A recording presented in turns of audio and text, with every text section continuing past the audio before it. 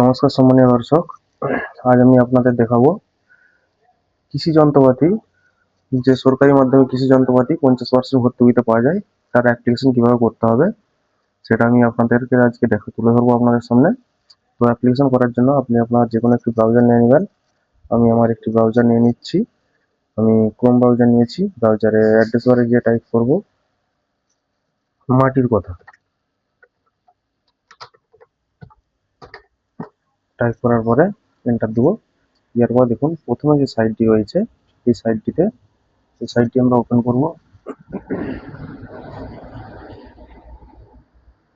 Open করার পরে নিচের দিকে স্ক্রল করে নিয়ে আসবেন। দেখুন এখানে কৃষি যান্ত্রিকীকরণ লেখা রয়েছে, এর উপরে একটি ক্লিক করব।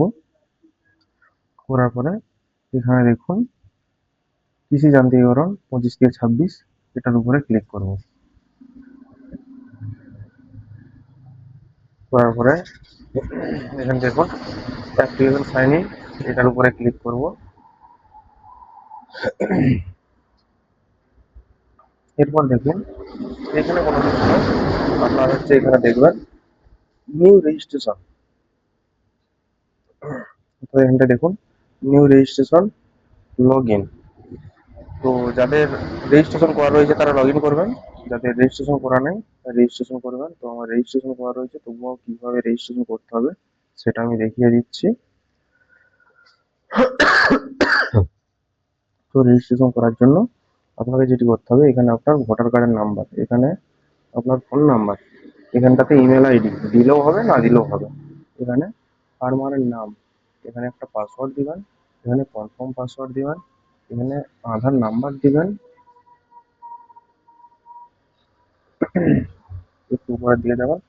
এরপরে ক্যাটাগরি, আপনি কোন ক্যাটাগরির মধ্যে পড়ছেন সেই ক্যাটাগরিটা দিবেন। এরপরে জেন্ডার সিলেক্ট করবেন। জেন্ডার সিলেক্ট করার পরে যার নামে অ্যাপ্লিকেশন হচ্ছে তার বাবার নাম এখানটাতে, তার ডিস্ট্রিক্ট চুজ করবেন, সাব ডিভিশন চুজ করবেন, ব্লক চুজ করবেন, তার গ্রাম পঞ্চায়েতটা চুজ করবেন। একটু নিচের দিকে যাব, তো এখানে তার মৌজা, কোন মৌজায় তার জমি আছে সেই মৌজাটা সিলেক্ট করবেন। এরপরে তার ভিলেজ, তার পোস্ট অফিস, পিনকোড এইটি দিয়ে সাইন আপ করবেন। সাইন আপ করলে আপনার রেজিস্ট্রেশনটা সাকসেস হয়ে যাবে। তো রেজিস্ট্রেশন যেহেতু আমার করা রয়েছে, আমি লগ ইন করে দেখাচ্ছি। তো আমি লগ ইন করবো। লগ ইন করার জন্য সাইন ইন ক্লিক করব। দেখুন সাইন ইন করার জন্য এইখানেতে আমি ব্লার করে দিয়েছি। এখানটাতে ভোটার কার্ড নাম্বার, তারপরে পাসওয়ার্ড, তারপরে এখানে ক্লিক করবেন 25 থেকে 26, ক্লিক করার পরে এখানেতে লগ ইন অপশনে ক্লিক করবেন।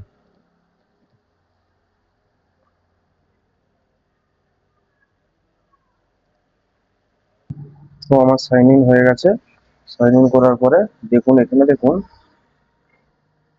অ্যাপ্লাই নাও এর উপরে ক্লিক করবেন। এরপরে আপনার যে স্কিমের আন্ডারে আপনি অ্যাপ্লিকেশন করবেন, এখানে দেখুন এই প্রথমে দুটো হচ্ছে ছোট স্কিম, তারপরে হচ্ছে আপ টু 10 লাখ। 10 লাখ বা এটা ঠিক বলতে পারছি না।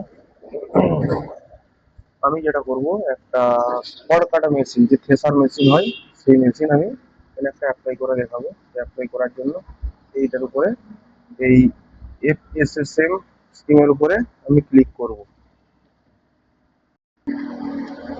দেখুন এই পেজটাতে আসবেন, আসার পরে এখানেতে ক্লিক করবেন ইন্ডিভিজুয়াল বলে, এখানে ক্লিক করবেন। করার পরে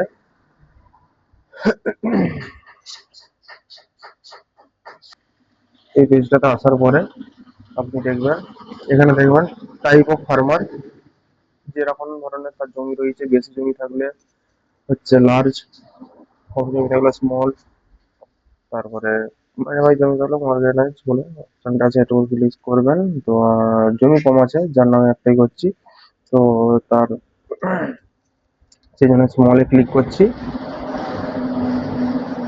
তো এরপরে তার এজ, তার বয়স কত, তো বয়সটা, তার বয়স মোটামুটি 50-এর মতো। আমি তার বয়স দিয়ে দিচ্ছি। আমি এখানটাতে 51 দেবো।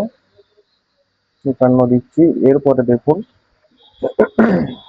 এপি এপিএএসআইডি, এই আইডিটা কোথা পাবেন? এই আইডিটা নিতে গেলে আপনাকে আপনার সমস্ত ডকুমেন্টস নিয়ে আপনার এডি অফিসে যেতে হবে। এডি অফিসে গিয়ে বলতে হবে কৃষি যন্ত্রপাতি আমি নেবো, তার আইডি দিতে হবে। বললে ওরা একটা ফর্ম দিবে, ফর্মটা ফিল আপ করে জমা করলে আপনাকে একটা আইডি দিয়ে দিবে।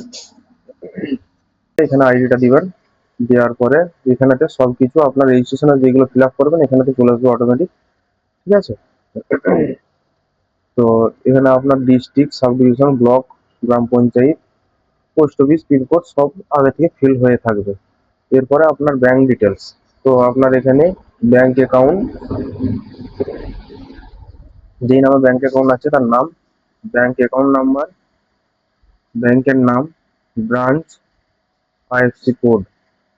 তারপরে আপনাকে এখানে ব্যাংকের বইটা আপলোড করতে হবে। হ্যাঁ, আর একটা জিনিস বলা হয়নি আপনাদেরকে, এখানে দেখুন আধার কার্ড এখানে আপলোড করতে হবে, এখানে ভোটার কার্ডটা আপলোড করতে হবে। তাও 200 কেবির মধ্যে আপনাকে আপলোড করতে হবে।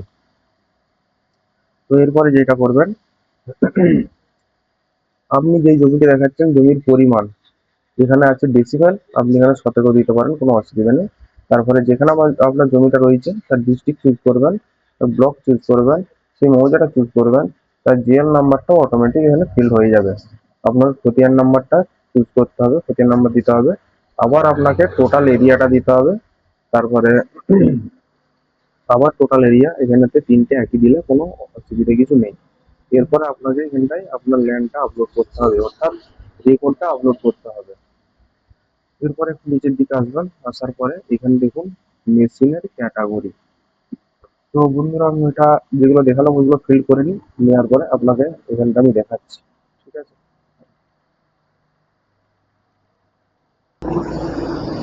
তো দেখুন এখানে মেশিনের ক্যাটাগরি, তো এখানে একটা প্রেসার মেশিন নেবো, তাই প্রেসার মেশিনের জন্য এটা ক্লিক করলাম। এরপরে মেশিনের নেম, তো চিপ কাটার, যেটা হচ্ছে ঘাস কাটে, খড় কাটে, সেই মেশিনের নাম আমি ক্লিক করলাম।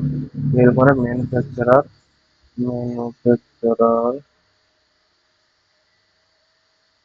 তো যতটা সম্ভব সরি, হুম, NCC 03। তো দেখুন যখনই আমি মডেল নাম্বারটা দিয়ে দিলাম এখানে দেখুন 19,000 টাকা দাম আছে। ঠিক আছে? আর এখানে সাবসিডি দেখুন 9,500 টাকা সাবসিডি রয়েছে, ওরা 9,500 টাকা লাগবে আপনার। তো এখানে আমি একটা ডিলার চুজ করে নিচ্ছি, যে কোনো ডিলারের আন্ডার একটা চুজ করে নিচ্ছি। সার্ভার ডাউন আছে, আসছে না।